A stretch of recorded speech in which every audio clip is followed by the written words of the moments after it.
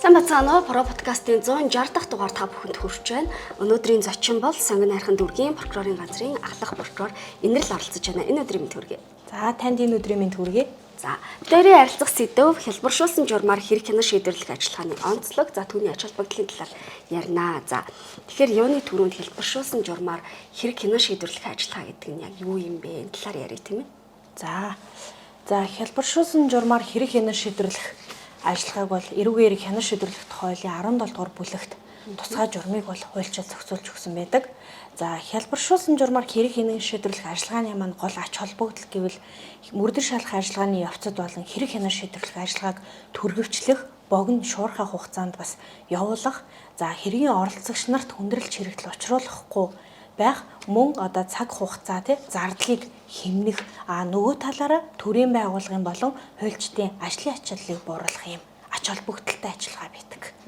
За иргэд тэр дундаа гэмтрэг үйлцэн этгээдүүд бол хялбаршуулсан журмаар хэрэг хянан шийдвэрлэх журам ажиллагааг бол сайн тэр бүрчлэн төдийлөн мэддэггүй. За ийм учраас өнөөдрийн подкастаар дамжуулаад за энэ хуулийн дээрх зохицуултыг бол энгийн тодорхой товч байдлаар тайлбарлая.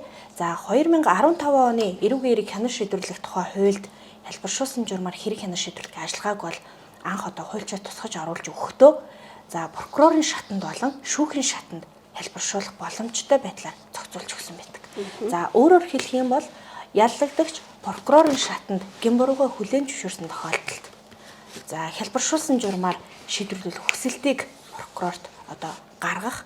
За үүний үр дүнд прокуророос тухайн зүйл хэсэгт нь байгаа заасан эрүүгийн хариуцлагын санкцийг бол бас санал гаргаж яллагдагчд танилцуулна. За үүний үр дүнд яллагдагч тухайн саналыг зөвшөөрснөөр хэрэг хялбаршуулсан журмаар хянан шийдвэрлэх ажиллагаа маань явагдана. Нөгөө талаараа бас шүүхийн шатанд явагдаж болдог зохицуулт бол байсан.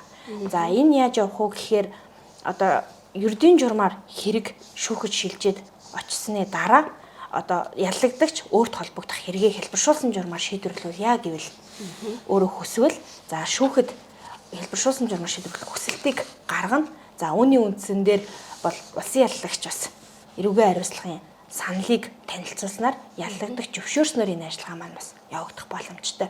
Ийм зохицуулт бол байсан. За 2022 оны 12 дугаар сард эрүүгийн хэрэг хянан шийдвэрлэх тухай хуульд бол нэмэлт өөрчлөлт орсон байдаг. За уг хуулийн нэмэлт өөрчлөлтөөр прокурор шүүхийн шатанд хялбаршдаг байсан энэ ажиллагаа маань зөвхөн прокурорын шатанд хялбаршуулсан журмаар хэрэг хянан шийдвэрлэх болж өөрчлөгдсөн. За өөрөөр хэлэх юм бол шүүхийн шатанд яллагдагч, шүүгдэгч хэргийг хялбаршуулсан журмаар шийдвэрлэх хүсэлтийг бол гаргах боломжгүй болсон байдаг. Тэгэхээр шүүхийн өмнөх шатанд зөвхөн хэрэг шүүхэж шилжихээс өмнө прокурор дээр хэрэг хялбаршуулсан журмаар шийдвэрлэх боломжтой гэсэн үг. Тэгэхээр ер нь бол энэ хялбаршуулсан журмаар хэрэг хянан шийдвэрлэх ажиллагаа нь түрүү хэллээ шүү дээ, цаг хугацаагаа хэмнэгээ гэдэг.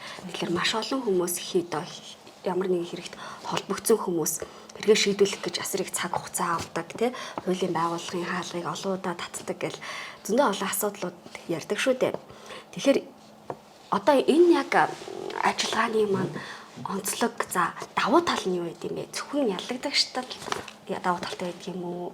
За хялбаршуулсан журмаар хэрэг хянан шийдвэрлэх ажиллагааны давуу тал онцлог гэх юм бол зөвхөн яг хуулийг харахаар энгийн хууль мэдгүй иргэд маань яг тэгж ойлгодог. Хялбаршуулсан журмаар хэрэг хянан шийдвэрлэх ажиллагаа зөвхөн яллагдагчид зохицуулагдсан зохицуулт мэтээр ойлгодог. За энэ бол огтоосоо тийм биш хуулиндаа болохоор яллагдагч гэн бурууга хүлээн зөвшөөрсөн тохиолдолд, яллагдагчийн үйлдэлсэн гэмт хэрэг нотлогдсон тохиолдолд, яллагдагч хохирогчдод учруулсан хохирлоо төлж барагдуулсан төлхөө илэрхийлсэн тохиолдолд хохирогчийн хамааралгүйгээр хэрэг хялбаршуулсан журмаар шийдвэрлэгдэх мэтэр ингэж ойлгогдож шаарддаг. Гэтэл хохирогчд бас давуу тал байна. Энэ нь өөрөө яаж илэрдэг вэ гэхээр хуульд зааснаар гэмтэргийн улмаас хохирсон хохирогчийн зөрчигдсөн эрхийг бид нар нэн даруй сэргийх.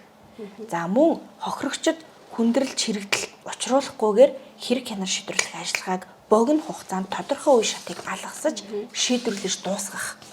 За мөн хохирогчд учирсан хохирлыг мөнгөн хэлбэрээр бит байдлаарч бай, мөнгөний хэлбэрээрч бай нэн даруй төлж барагдуулсан байх ийм давуу талтай байдаг. Тий. Тэгэхээр энэ ажиллагааны маань гол онцлог өөрөө зөвхөн яллагдагчид одоо давуу талтай биш, хохирогч талтай ч гэсэн давуу талыг бий болгож байдгаа гэж харж байна. Тэгэхээр эрүүгийн хуульд заасан маш олон гэмт хэрэгүүд байгаа шүү дээ. Бүгднгийн хэлбэршүүлсэн журмаар шийдэх боломжгүй байх тийм. Яг ер нь ямар төрлийн хэрэгүүдийг одоо хэлбэршүүлсэн журмаар шийдэх боломжтой байдаг юм бэ? За, эрүүгийн хуулийн тусгай ангид заасан зүйл ангиудад бүгдэнд нь бол яллагдагч болгоны хүсэлтээр хэлбэршүүлсэн журмаар шийдвэрлэх бол боломж байхгүй. За, хуульд бүр тусгаалаа зохицуулж оруулж ирсэн. За, тухайн эрүүгийн хуулийн тусгай ангийн ангид 20 халын доод хэмжээг 20 халын дээд хэмжээг 8 жилээс доош байхаар ийм төрлийн гэмт хэрэгүүдэд зөвхөн одоо хэлбэршүүлсэн журмаар хянаа шийдвэрлэх ажиллагааг явуулж болно гэд хуульчлаа заагаад өгсөн. Тэгэхээр яллагдагч холбогдсон гэмт хэргийнхаа эрүүгийн хариуцлагын санкцийг хараад, ял шийтгэлүүдээ хараад тэр ял шийтгэл нь өөрөө 20 халын дээд хэмжээ нь 8 жил байвал байхаар тусгасан. Мөн түүнээс доошогоо дотгош эрүүгийн хариуцлагын одоо санкц тусгагдсан тохиолдолд тэр төрлийн буюу тодорхой төрлийн гэмт хэрэгүүд дээр хэлбэршүүлсэн журмаар шийдвэрлэх боломжтой болсон. Ер нь хэрэгүүдийг ажиллаад байхад эдийн засгийн хор хохиролтой одоо хэрэгүүдийг ихэвчлэн энэ хэлбэршүүлсэн журмаар шийдээд байгаа мó гэдэг юм байна л да. Яг сонгын харган дүүргийн хувьд ажиллаад байхад ер нь ямар төрлийн хэргийг одоо энэ хэлбэршүүлсэн журмаар шийдэж байгаа вэ? За, сонгын харган дүүргийн нутаг дэвсгэрийн хэмжээнд хүний эрүүл мэндийн халдшгүй байдлын эсрэг гэмт хэрэг, за мөн өмчлөх эрхийн эсрэг гэмт хэрэгүүд зонхлон үйлдэгддэг. Нутаг дэвсгэрийнхаа онцлогоос хамаарат. За, энэ төрлийн гэмт хэрэгүүдийг бол хэлбэршүүлсэн журмаар шийдвэрлэх бүрэн боломж байдаг. Яагаад гэхээр би түрүү хэлсэн нөгөө хуулийнх нь зүйл заалт хэсэгт тусгаж өгсөн эрүүгийн хариуцлагын саналтай холбоотой. Саяны миний дурддаг тухайн дүүргийн нутаг дэвсгэрт зонхлон үйлдэгддэг энэ гэмт хэрэгүүдийн ялын санкц өөрөө нэгдүгээрт бас бага байдаг. Хоёрдугаарт гэх юм бол бүгд тийм гэвэл бас үгүй. Хоёрдугаарт гэвэл одоо тухайн 20 хял нь 8 жилээс дотгошоогоо зааж өгсөн. Одоо залттай, санкцтай ийм зүйл ангиудыг бол дийлэн хүлддэг байна шүү дээ. Тэгэхээр энэ гэмт хэрэгүүдэд хэлбэршүүлсэн журмаар шийдвэрлэх хүсэлтийг бол яллагдагч нар ихэвчлэн гаргаж энэ төрлийн гэмт хэрэгүүдийг ч гэсэн прокурорын байгууллагаас хэлбэршүүлсэн журмаар хэргийг хэн шийдвэрлэе гэдэг ийм бодлого барьж бас энэ чиглэлээрээ зохицуулж бас энэ хэрэгүүдийг эцлэн шийдвэрлэж явж байгаа гэсэн үг. За, тэгэхээр ямар нэгэн хэрэгт холбогдсон хүн хэлбэршүүлсэн журмаар хэрэгээ шийдвүлье гэдэг энэ санал хүсэлтэд хаана юу н анх гаргаж явах хэрэгтэй гэдэг юм бэ? За, тухайн гэмт хэрэг үйлдсэн этгээд гэмт хэрэг үйлдэгдсэн нь хавц тэрэг цугларсан нотлох баримтуудаар нотлогдсон тогтоогдсон тохиолдолд за мөн яллагдагч буюу гэмт хэрэг үйлдсэн этгээд одоо хин нэгний дарамт шахалт албадлагаас үл хамаарч тухайн үйлдсэн гэмт хэрэгээ сайн дураараа хөлийн зөвшөөрсөн тохиолдолд за мөн гэмт хэргийн улмаас учруулсан хохирогчд учирсан хохирол хор уршгийг барагдуулсан тохиолдолд за мөн барагдуулахаа нөхөн төлхөө илэрхийлсэн тохиолдолд энэ гурван шалгуурыг хангасан тохиолдолд яллагдагч одоо хэргийг хэлбэршүүлсэн журмаар шийдвэрлэх хүсэлтийг мөрдөгч прокурорт гаргана. За мөрдөгч прокурорт гаргахад за мөрдөн шалгах ажиллагааны явцаас эхлээд эрүүгийн хэрэг хэн шийдвэрлэх ажиллагааны явцаас эхлээд ерөөсөө хэлбэршүүлсэн журмаар хэрэг хянаа шийдвэрлэх боломжтой та хэрэгээ хэлбэршүүлсэн журмаар шийдвэрлэх боломжтой шүү гэдгийг бол мөрдөгч заавал танилцуулж таниулж энэ хуулийн зохицуултыг бол ойлгуулсан байх ёстой байдаг. За ингээд мөрдөгчж хэрвээ хүсэлт гаргаж байгаа тохиолдолд тэр хүсэлтийг бол прокурорт нэн дээр ирүүлэх ёстой. Ингээд прокурор хуульд заасан саяны шалгуур үзүүлэлтийг харж агаад за үнэхээр хэргийг хэлбэршүүлсэн журмаар хууль заасан үндэслэл журмын дагуу шийдвэрлэх боломжтой гэж үзвэл яллагдагчийн хүсэлтийг хүлээн авч хэлбэршүүлсэн журмаар хэрэг хянаа шийдвэрлэх тогтоол гаргаж ингэ шийдвэрлэдэг. За үүний үр дүнд хуульд заасан шалгуур үзүүлэлтийг хараад хэлбэршүүлсэн журмаар шийдвэрлэх боломжтойгийн хажуугаар бас нэг үр дүн нь юу вэ гэхээр яллагдагч прокурорын гаргасан тухайн зүйл хэсэгт нь одоо тусгасан гаргасан байгаа прокурорын гаргаж байгаа эрүүгийн хариуцлагын саналыг хүлээн зөвшөөрсөн байх ёстой. Үүний үндсэн дээр хэрэг хэлбэршүүлсэн журмаар хянан шийдвэрлэгдэх ажиллагаа маань явагддаг гэсэн үг. Хэрвээ яллагдагч прокурорын гаргасан эрүүгийн хариуцлагын өөрт нь танилцуулж байгаа саналыг хүлээн зөвшөөрөхгүй тохиолдолд юм уу зөвшөөрөөгүй бол хэрэг хэлбэршүүлсэн журмаар шийдвэрлэгдэх боломжгүй болтгоо гэсэн үг.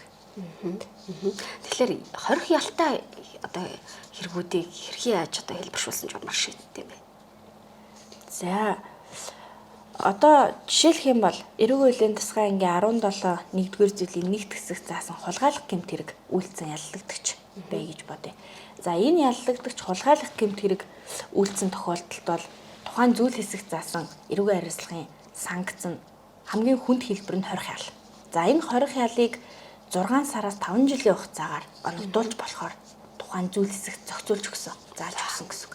За ингээд 6 сараас 5 жилийн хугацаатай хорих ялтай зүйл ангид холбогдсон яллагдагч хэрэгээ хэлбэршүүлсэн журмаар шийдвэрлүүлэхээр бол бас прокурор дээр заавал прокуророос хорих ял оногдуулах албагүй.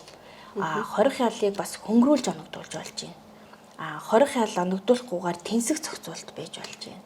За мөн цаашлаад гин бургоо хүлээн зөвшөөрж байгаа хохирол төлбөр төлөгдөж төлхөө илэрхийлэгдсэн тодорхой тохиолдолд бол хорих ял эрүүгийн хариуцлагаас оногдуулахгүйгээр эрүүгийн хариуцлагаас чөлөөлж болдог ийм зохицуултууд ч бас байдаг.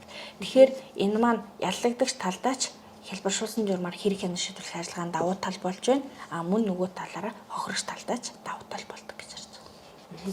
Магадгүй хохирогчийн зүгээс тухайн хүнд хохирлоо барагдуулаад авсан ч гэсэн цаад утга агуулгаараа ч юм уу хориулах тийм ашиг сонирхолтой байвал энэ процесс ажиллагаа яаж явагддаг юм бэлээ. Жишээлбэл яллагдагч нь хэлбэршүүлсэн журмаар хөнхөө ял аваад өнгөрчлөө хэдийгээр миний эмчилгээний зарлагч юм уу хохирлыг нөхөн төсөн ч гэсэн миний сэтгэл санааны хохирол энэ хүнийг би хориулах хүсэлтэй юм ч гэх юм уу. Тиймэрхүү нэг зүйлүүд бас амьдрал дээр тохиолддог болов уу гэж бодоод байна. Хэрэгүүд дээр ер нь дийлэх бас хүнд хэрэгүүд дээр ялангуяа хохирогч нарын юм сэтгэл зүйн байдал бол маш их хамаарч бас энэ хүнд заавал хорих ялыг нөгж хориулмаар байна ч гэдэг минь асуудлууд бол нэлээдгүй гардаг. За ер нь эрүүгийн хэрэг хянан шийдвэрлэх тухай хуульд хэлбэршүүлсэн журмаар хэрэг хянан шийдвэрлэх ажиллагааг бол тусгаж өгөхдөө зайлшгүй бас нэг талаараа хохирогч яллагдагчтай эвлэрсэн байхаар бол зохицуулт ороогүй. Энэ юу хэлэх гээд байгаа вэ гэхээр нэгсэндээ яллагдагч хохирогчтой эвлэрч хохирогчд учруулсан тэр хохирлыг бас бүрэн барагдуулсны үндсэн дээр хэрэг хэлбэрших ойлголт юм уу гэвэл энэ маань бас арай өөр ойлголт болж байна. Харин хянан шийдвэрлэх тухай хуулинд маань хэргийг хэлбэршүүлсэн журмаар хянан шийдвэрлэх ажиллагааг бол ерөөсөө л яллагдагчийн үйлцэн гэмт хэрэг хавц зэрэг цугларсан нотлох баримтуудаар нотлогдсон тогтоогдож байгаа тохиолдолд мөн яллагдагч өөрөө сайн дураараа гин буруугаа хүлээн зөвшөөрч байгаа тохиолдолд бас дээрэлсэн хохирогчд учирсан хохирол хорвошгийг барагдуулсан төлхөө илэрхийлсэн ийм тохиолдолд бол хэлбэрших боломж нь яллагдагчид эрхэн нэгддэг гэсэн үг. Тэр түрүүн бас хэлжил байсан л да хууль эрх зүйн мэдлэг мэдээлэл иргэдийн дунд бага байдаг учраас энэ хэлбэршүүлсэн журмаар хэрэг хянан шийдвэрлэх ажиллагааг төдийлөн сайн мэдтгвэ гэдэг Тэгэхээр иргэд энэ хууль эрх зүйн мэдээллийг хаанаас хинээс авах боломжтой юм бэ? За ер нь гэмтэрэг үйлдсэн хүн хэрэг хэлбэршүүлсэн журмаар хянан шийдвэрлэх ажиллагааны талаар мөрдөн шалах ажиллагааны явцад мөрдөгчөөс асууж бас эсвэл мөрдөгч энэ талаар бас энэ хуулийн зохицуултыг ойлгон таниулж энэ эрхийг бас хангаж өгөх ийм зохицуулт бол хууль тусгасан. Нөгөө талаас яллагдагч буюу гэмтрэг үйлдсэн хүн бол бас өмгөөлөгчөөсөө энэ байдлаар зөвлөгөөгөө аваад өөрт холбогдох хэрэгээ нэн даруй шуурхай богино хугацаанд шийдвэрлүүлэе гэвэл хэлбэршүүлсэн журмаар хэрэгээ хянан шийдвэрлүүлье гэж хүсэж байгаа тохиолдолд бол өмгөөлөгчөөсөө хууль зүйн цэцэг маш сайн бас дэлгэрэнгүй авч байх ёстой. За бидний хувьд болохоор буюу прокурорын хувьд бол яллагдагчид мөрдөн шалах ажиллагааны явцад нь ч тэр прокурорын шатанд эрэхтэн ч тэр бас энэ ажиллагааны ач холбогдол, энэ ажиллагааны үр дүнг бас өөрсдөд нь маш сайн таниулж эрх үүргийг нь бид нар бас зааж зааварлаж ингэж өгдөг. Тэрний үндсэн дээр бол Сонгойрхон дүүргийн прокурорын газар одоо яг энэ төрлийн хэлбэрших боломжтой төрлийн гэмт хэрэгүүдээ бол яг хууль заасан үндсэн журмаар нь хэлбэршүүлсэн журмаар шийдвэрлээд ингээд явдаг гэсэн үг. Нэг зүйлийг онцолж хэлэхэд шүүхийн шатнд биш шүүхийн өмнөх процесс дээр тий прокурорын хяналтанд байхдаа хэлбэршүүлэх боломжтой гэдгийг онцлсан шүү дээ тийм ээ. Тий. Түрүү хэлсэндээ 2022 оны 12 дугаар сарын хуулийн нэмэлт өөрчлөлтөөр бол одоо бол шүүхийн шатанд хэрэг хэлбэршүүлсэн журмаар шийдвэрлэх ажиллагаа маань байхгүй болсон. Энэ одоо зохицуултыг бол хүчингү болгосон өөрчлөлтөөр за өмнө нь бол прокурорын шатанд ч тэр шүүхийн шатанд ч тэр аль аль шатандаа хэлбэршүүлээд явах бүрэн боломж бол байсан.